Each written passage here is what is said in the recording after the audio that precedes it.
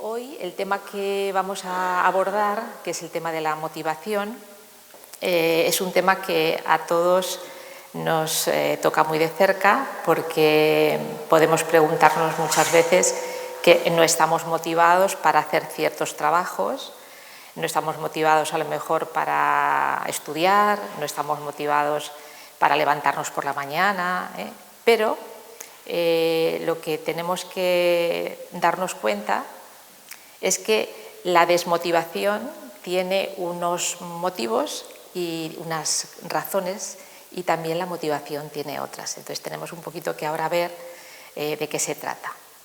Vamos a poner un ejemplo de esto de la desmotivación para comenzar, y es el siguiente. Dice: mamá, no tengo ganas de ir al colegio, me aburro, los niños de la escuela no me tratan bien y los profesores pues no me quieren. Y entonces le dice la madre, dice: mira, hijo, tienes que ir al colegio por 3 motivos. El primero, porque dijéramos, te vas a sentir bien y te vas a sentir satisfecho de ir. El segundo, porque dijéramos que cuando vayas te vas a dar cuenta de todo lo que tienes que hacer allí. Y el tercer motivo es porque eres el director de la escuela y entonces no tienes más remedio, que es tu obligación. Vale. Pues esta pequeña anécdota nos habla de que muchas veces hay centros de educación que tendrían que estar vigentes y tendrían que ser los primeros que estuvieran al servicio de la educación, y que, bueno, pues este pequeño ejemplo nos habla de que hay personas que están asumiendo unos cargos que mejor estarían haciendo otro trabajo. Bueno, la verdad es que la palabra motivación viene, como sabéis, de el motivo. Motivación es el motivo que nos lleva a actuar, el motivo que nos mueve. La motivación es aquello que nos lanza a hacer las cosas que estamos queriendo hacer, que estamos eligiendo, que estamos soñando. La motivación tiene como 2 directrices. Una es la energía que depositamos en las tareas que vamos a desempeñar, y otra es la dirección de esa tarea. Entonces, aquí nos encontramos con lo siguiente. Hoy día vivimos en una sociedad o sociedades que son muy poco motivadoras para las motivaciones internas del ser humano. Sí, para las motivaciones externas, que evidentemente son motivaciones de corto alcance, motivaciones muy variadas, que están sujetas a la moda, que están de alguna forma atrayendo las cosas muy básicas a través de los sentidos. Pero nosotros tenemos que buscar otro tipo de motivación que tanto los niños en el colegio como el adulto va a tener que ir entrenando. La motivación se puede entrenar y se puede de alguna forma ir viendo ese carácter educativo y transformador que tiene. Entonces, nos dicen que hay como 3 aspectos importantes en lo que es la motivación. Uno son los deseos, o sea, los deseos que tiene todo ser humano. El segundo es, evidentemente, aquellos valores, aquellas metas que nos atraen, que queremos alcanzar. Y en tercer lugar es el ambiente donde yo me muevo para realizarlo, que ahí nos estarían hablando acerca de las tareas facilitadoras que tenemos para conseguirlo. Esas tareas facilitadoras serían, por ejemplo, que el ser humano tenga un sentido, por ejemplo, de seguridad en sí mismo para realizarlo, que es muy diferente cuando uno no tiene seguridad. Otra tarea facilitadora sería que nos encontráramos en un lugar donde nos acepten, porque la aceptación forma parte para lograr esa motivación. y también que los obstáculos que podamos encontrar en el camino pues se puedan eliminar, porque si tenemos obstáculos nos van a interferir el logro de esa motivación. Luego nos dicen que los deseos preferentemente son 3 fundamentales, los deseos que tiene el ser humano. Uno, que es que disfrutemos. Tenemos que disfrutar de aquello que nos proponemos. Si no disfrutamos, no estamos motivados. Otro es que tengamos un lugar, se dice, de pertenencia, o sea, que seamos aceptados, acogidos, que haya una amabilidad en el entorno donde nos movamos que facilite esa tarea. Y también hay otro tercer aspecto muy interesante, que es que el ser humano tiene que darse cuenta que progresa. O sea, si nosotros no progresamos, no vamos a avanzar. Para avanzar tenemos que estar motivados donde podamos evaluar el ritmo que llevamos. Por ejemplo, lo vemos en los niños, cuando niños de 3 añitos, cuando hacen algo, lo primero que dicen a su madre es: mira lo que hago, como diciendo, aprueba lo que estoy haciendo, porque ya desde pequeñitos queremos que nos reconozcan y queremos decirle a los demás: mira lo que he logrado. Entonces, los logros forman parte de ese proceso de los deseos que tiene el ser humano. También hay otro factor que es muy importante, que es el entrenamiento. Fijaros que el entrenamiento está asociado con el esfuerzo. El esfuerzo está asociado con la capacidad que tenemos de aplazar la recompensa. Así como, por ejemplo, hoy día en esta sociedad todo tiene un premio, todo tiene o sea, yo te doy algo siempre y cuando tú me des otra cosa, hay un trueque ahí. Pero cuando nosotros, por ejemplo, podemos aplazar la recompensa de un esfuerzo, entonces eso, por los neurólogos también que lo han estudiado y los maestros en este arte de la motivación, han averiguado, y ahora vamos a hablar de un test que hicieron, han averiguado que la persona que pospone o cancela la recompensa inmediata es capaz de llevar un aprendizaje en la vida muy favorable. Entonces, hubo un psicólogo que diseñó un test que estaba enfocado a los niños, que lo habréis escuchado seguramente, aquellos que estéis en contacto con la infancia, un test enfocado a niños de 3 o 4 años. Entonces consistía, les ponían en una habitación y delante de ellos les ponían golosinas, chuches, caramelos, golosinas. Y entonces el que estaba al corriente de la evaluación que iba a pasar les decía a los niños: siempre y cuando yo me vaya, vosotros estéis esperando hasta que yo no entre, no comeros ningún caramelo, porque luego vais a recibir otro premio y una sorpresa muy grande, pero tenéis que esperar a que yo regrese. Entonces, claro, el psicólogo o profesor se iba, lo veían a través de los espejos, las reacciones de los niños, y ahí podíamos ver que la primera reacción de la mayoría era tirarse de lleno sin quitar el papel del caramelo, de la golosina, y se lo comían. Pero había otros que hacían sus estrategias porque querían conseguir eso que le habían dicho que iba a ser una sorpresa mayor. Y teniendo la misma edad, lo que hacían es taparse los ojos para así evitar que, al no verlo, eran sus estrategias de niños de 3 añitos, pues entonces podían aguantar.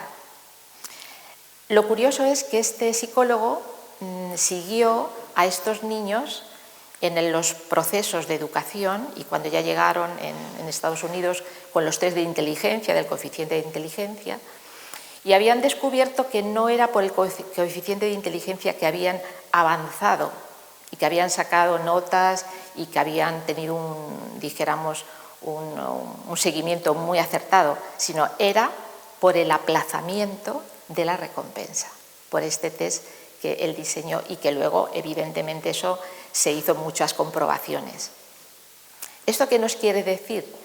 Pues esto nos quiere decir que nosotros podemos actuar sin que haya una, dijéramos, una recompensa siempre, sino que nosotros podemos actuar por el esfuerzo. Y el esfuerzo está también asociado con el deber. Hay, dijéramos, estudiosos de este tema que dicen que hoy día el cumplimiento del deber se está perdiendo en las escuelas y se está perdiendo en la educación. Entonces, dice, ponemos un ejemplo. Nosotros, cuando tenemos sed, bebemos. Cuando tenemos hambre, comemos. Pero si vamos al nefrólogo y nos dice, usted, para que le funcionen bien los riñones, tiene que beber tantos litros de agua. Entonces, claro, ahí ya no estamos motivados para beber eso porque a lo mejor nos produce una reacción muy, muy negativa. Pero cuando nosotros, ante esa necesidad que tiene el cuerpo de mejorarse y haciendo caso a un facultativo, nos ponemos a hacer esa pauta, que nos cuesta mucho, pues entonces tenemos que poner en funcionamiento el razonamiento. Nuestra razón, nuestra mente nos hace ver que si no hacemos aquello que está en nuestro deber, vamos a llegar a tener una enfermedad, por ejemplo. Entonces, esto en diferentes estudiosos, por ejemplo, uno de ellos que yo recomiendo, que seguramente lo habéis leído, es este filósofo toledano que se llama José Antonio Marina, que tiene un libro muy interesante acerca de los secretos de la motivación. Es un filósofo que ha creado una escuela de padres donde educa no solamente a los niños, sino educa a los papás y tiene reuniones con ellos y tiene clases para que, él dice que tiene que haber tres aspectos en una sociedad. Por una parte, el Estado, por otra parte, el colegio y por otra parte, los padres. Y todos esos tres tienen que trabajar al unísono. O sea, a él le propusieron ser ministro de Educación, a José Antonio Marina, y no lo aceptó porque las propuestas evidentes y claras de educación que planteó en su programa les dijeron los diferentes cargos de los ministros y demás del gobierno que eran muy difíciles y muy costosos de llevar a cabo, ¿no? Dice, bueno, claro, evidentemente todo cambio en la educación conlleva un esfuerzo. Entonces, claro, como no estaban dispuestos a llevar ese esfuerzo, pues evidentemente por eso, por una parte funciona el Ministerio de Educación, por otra parte funcionan los colegios, por otra parte las familias, y entonces no hay un trabajo común. Dice, por ejemplo, una de las cosas tan sencillas es, él además lo hizo y lo ha hecho en esas universidades para padres, que en el barrio donde, dijéramos, hay establecimientos, hay tiendas, para crear una higiene en la alimentación y una motivación para que esos niños puedan alimentarse correctamente, proponía que aquellos que tenían tiendas de alimentación, de frutas, de carne, de verduras, fueran al colegio a ofrecer alimentos y hablar de los beneficios de una alimentación sana. Pues cosas como esta que nos hacen ver que para que una sociedad se motive adecuadamente tiene que tener muy claro los principios y los fines que tiene que desarrollar en esa sociedad. Otro de los aspectos que también hay que tener en cuenta es, aparte del esfuerzo y el poder posponer los resultados gratificantes, es sobre todo, nos dicen, la reflexión. Por ejemplo, la reflexión, hay que tener tiempo para que cada uno de nosotros, cada mañana, pueda planificar lo que va a hacer, por qué lo va a hacer qué finalidad tiene lo que va a hacer. O sea, que haya toda una serie de reflexiones que le lleven a actuar con un motivo. No actuar porque lo hago rutinariamente todos los días y entonces entro en una dinámica, dijéramos, que no cambio, no se transforma nada en mí, porque caigo en lo mecánico, sino que esta reflexión, este tener tiempo para reflexionar, es el primer paso que tengo que hacer para motivarme, porque eso me va a llevar a conocerme, a saber qué estoy haciendo en la vida y si puedo hacer otras cosas, qué estoy haciendo en la vida y si puedo renovar mi vida, qué estoy haciendo en la vida y si tengo compañeros de camino que siguen conmigo. El segundo paso sería cómo desarrollo mi talento, cómo desarrollo mis cualidades. También José Antonio Marina tiene un libro, y tiene varios, sobre cómo el desarrollo de la inteligencia. Y cuando yo me pongo a analizar un poquito, a ver cuáles son mis cualidades, mis posibilidades, entonces eso me va a permitir que yo dirija mi motivación según las cualidades que yo poseo. Porque a veces lo que sucede es que los niños eligen profesiones o, dijéramos, cuando ya somos adultos, vamos a hacer alguna carrera porque los padres o porque un familiar es médico, es arquitecto, es profesor, y entonces nosotros, en vez de dirigirnos hacia las cualidades y el talento que cada uno tiene, pues pospone esas características que son propias, que le iban a llevar al éxito interior y exterior, y entonces eso lo vamos aplazando. Al aplazarlo entra también la rutina, la falta de motivación, el cansancio. Y luego también nos dicen que, aparte de la reflexión, aparte de descubrir las metas, las cualidades y el talento que cada uno tiene, tenemos también que transmitir el optimismo. Para transmitir el optimismo es necesario que uno esté bien motivado y que se conozca cuáles son esas características que quiere desarrollar, porque si no no vemos las cosas con optimismo, es muy difícil. Vamos a claudicar en cualquier proyecto que hagamos. Por ejemplo, vamos a poner un ejemplo muy concreto. Decidimos hacer deporte, ¿no? Y entonces decimos, mañana voy al gimnasio a hacer deporte, o voy al río a hacer deporte, o decidimos voy a dejar de fumar, o decidimos voy a hacer un plan de alimentación para adelgazar. Y entonces, al principio todo fenomenal, uno se propone eso, pero la cuestión está en mantener la tarea. El mantener la tarea es lo que nos va a llevar a tener convicción de aquello que me propongo. Porque si no, es el mundo emocional que en un momento determinado, por eso son las motivaciones psicológicas, son estas, aquellas que duran poco, no tienen consistencia, no tienen duración, no son estables, y entonces varían, y entonces emprendemos algo y después abandonamos, y estamos claudicando constantemente todos los proyectos, y eso nos trae un desasosiego y de alguna forma, como podríamos decir, una sensación de que los demás tienen la culpa, o sea, la sociedad tiene la culpa, que es lo más fácil. O sea, es cuando uno tiene un estado anímico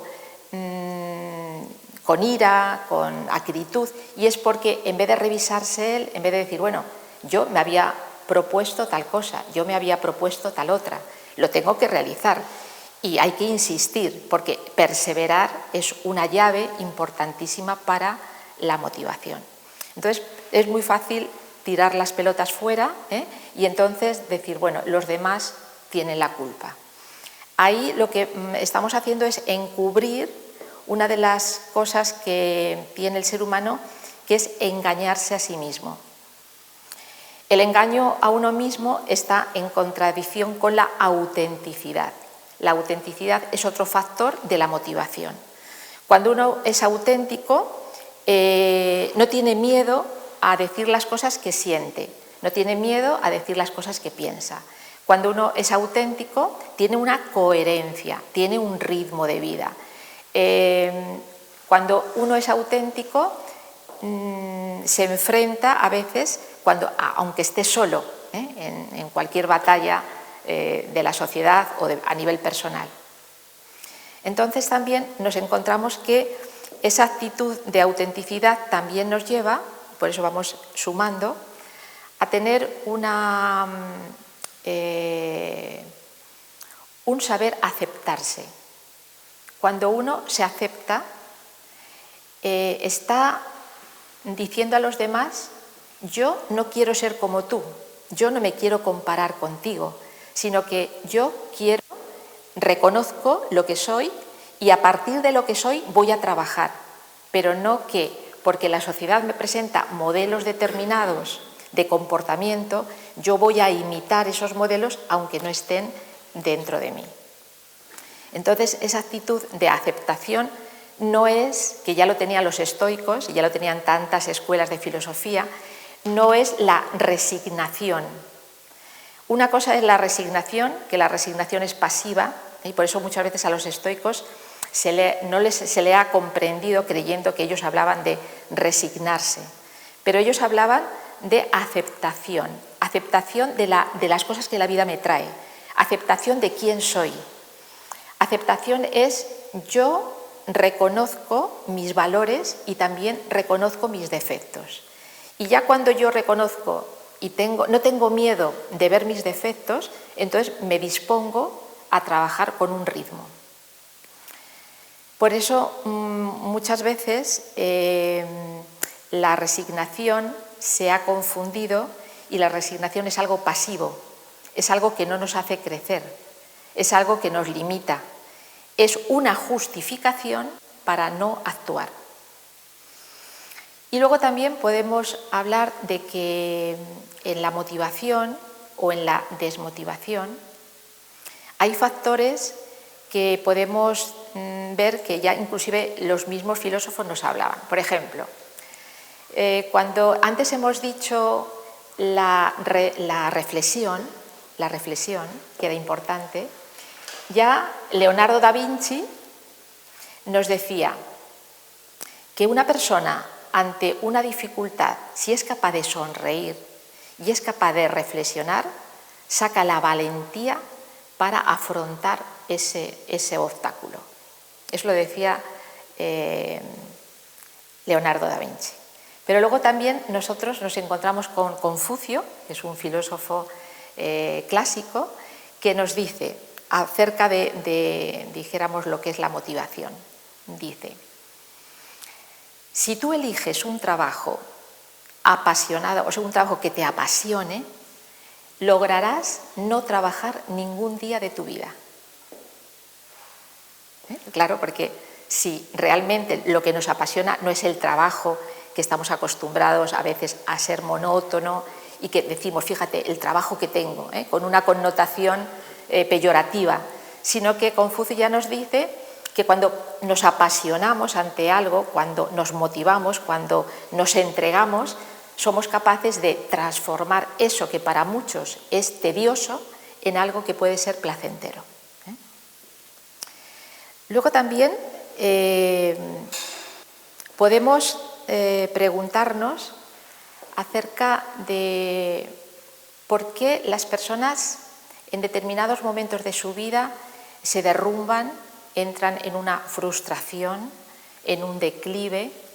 Hay otro médico que es cardiólogo, que se llama Valentin Fuster, que tiene un libro precioso también acerca del círculo de la motivación. Y él habla de que es como un círculo: primero estamos en un plan pasivo, después vamos a la frustración y de ahí tiene que haber algo que remonte hasta llegar a motivarnos y luego llegar a el estado de plenitud, de satisfacción. Entonces, él hace todo ese recorrido y habla de todos estos aspectos que estamos viendo. Y entonces, claro, nos dice que esa frustración que tiene la persona puede ser debida a muchas causas. Una de las causas que entramos en frustración, en una falta de aceptación de lo que soy, es por eso que hemos hablado también, porque no somos auténticos y porque anhelamos procesos y metas que no están en nuestro alcance. Y entonces ahí es donde viene el aparentar, el proponer a los demás que yo soy tal cosa o tal otra, cuando a lo mejor mis posibilidades son determinadas. Ni buenas ni malas, son determinadas. Pero como esta sociedad es muy clasista y es muy, dijéramos, sectaria, pues claro, aquellos que dicen que tú eres un fracasado, porque hoy día hay países donde el fracaso es una de las cosas que forman parte de la sociedad, que forman parte de la dinámica. O sea, un fracaso es una crisis, un proceso que algo ha salido mal, pero como sabemos la palabra crisis significa oportunidad. Entonces, ese fracaso aparente nos permite que revisemos nuestros propósitos, que revisemos nuestras metas. ¿Para qué? Para remontar y buscar un proyecto que esté en nuestras manos. Entonces, muchas veces las frustraciones, las negaciones, vienen porque nos comparamos con los demás, porque no buscamos aquello que está en nuestro corazón. Y por eso nosotros hemos titulado la motivación la llave que abre el corazón. Porque ahora ya vamos a hablar de otro aspecto que es muy importante, que es la solidaridad. El altruismo, la solidaridad, forma parte de una sociedad sostenible. Cuando una sociedad no es solidaria, eso no tiene vías de que vaya a ser sostenible, porque no distribuimos los bienes por igual. Y entonces nos encontramos con unas diferencias clasistas enormes, donde, claro, hay unos problemas muy grandes a la hora de distribuir esos bienes. Los ricos son más ricos cada vez y la clase más baja cada vez es más baja. Nosotros aquí, en la escuela, en Nueva Acrópolis, como sabéis, tenemos varios proyectos que están funcionando en esa vía de ofrecer a la sociedad diferentes aspectos para que haya una regeneración y que haya una aportación. Una de ellas es el comedor. El comedor, sabéis que funciona todos los días de lunes a sábado. Estamos ayudando a más de 60 familias.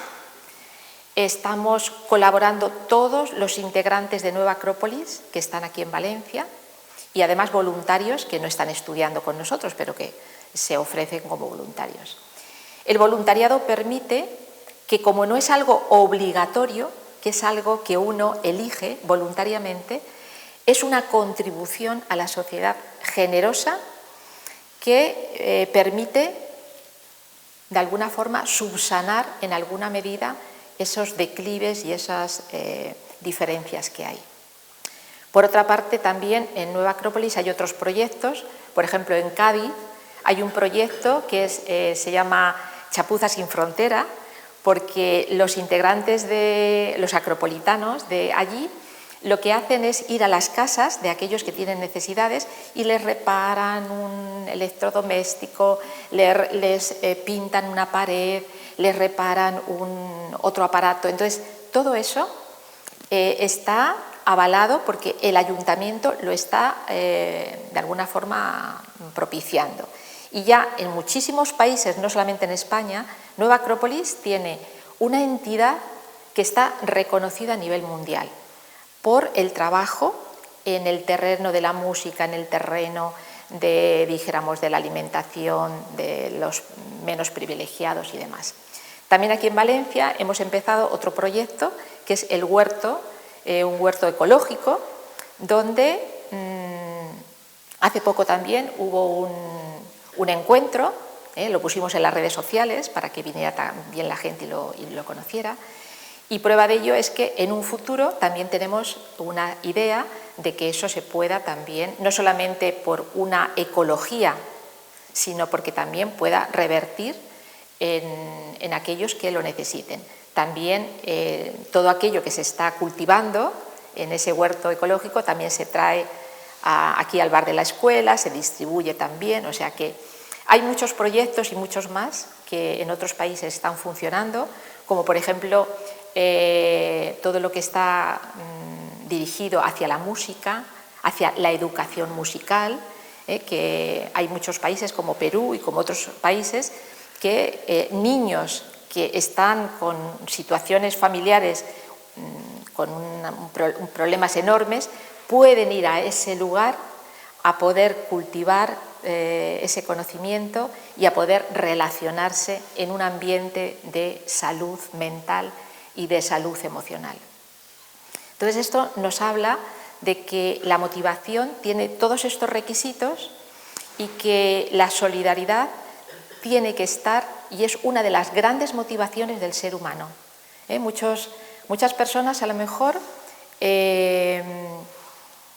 también os iba a decir que hace poco también estuvo la que lleva la dirección de la escuela de Cádiz, Elena, aquí en esta escuela, para hablarnos de otro proyecto que es GEA, que nosotros colaboramos con GEA, que es un grupo internacional de ayuda humanitaria en terremotos, catástrofes, y fijaros, nosotros cuando viajamos y ayudamos en esos países tenemos que costearnos nosotros todo. Entonces eso es una solidaridad que habla muy bien de que el ser humano, cuando le damos posibilidades para que esté motivado, lo va a hacer, tanto en el terreno cultural, artístico, el terreno, dijéramos, como hablamos, ecológico, de ayuda humanitaria, de voluntariado. Porque si no, la motivación va quedando solamente como se motivan los animales. Los animales se motivan con las cosas más sencillas, ¿no? O sea, ellos no tienen como nosotros una razón que les puede llevar a decir yo quiero ver una motivación superior, una motivación filosófica, ¿no? Y entonces os he traído también un pequeño fragmento de un artículo que escribió Delia Steinberg Guzmán, que como sabéis es la presidenta honorífica de honor de Nueva Acrópolis, y que habla de las motivaciones, que es un artículo extraordinario, y que ella habla de que, claro, hay motivaciones que tiene nuestro cuerpo, hay motivaciones psicológicas, hay motivaciones mentales y hay filosóficas. Y estas yo creo que son las que nos tenemos que identificar con ellas, porque son las que tienen estabilidad, las que tienen duración y las que están hablando de nuestra parte inmortal, de nuestra parte superior. Ella dice que esta sociedad, debido a que no tiene una visión del ser humano amplia y profunda, nos da unas motivaciones como sucedáneos, pero las verdaderas motivaciones son las que salen de nosotros en el sentido de generosidad, de esfuerzo, de tenacidad, esos valores que en una escuela de filosofía se desarrollan, se potencian, se entrenan. Entonces, para concluir, es el último fragmento de ese artículo que es muy bello y que, dijéramos, representa muy bien o sintetiza lo que hemos hablado. Dice, motivaciones filosóficas. La filosofía es una motivación permanente, porque la búsqueda de la sabiduría es un camino que nunca termina y que al contrario presenta metas siempre renovadas, oportunidades constantes de experiencia, de afirmación y de felicidad. Y ahora fijaros lo que nos dice. Vayamos de afuera hacia adentro. y convirtamos las motivaciones en causas, las causas en raíces, las raíces en fundamentos, los fundamentos en finalidades y las finalidades en evolución. Este es un verdadero camino filosófico, un excelente motivo, una excelente motivación para vivir. Bueno, pues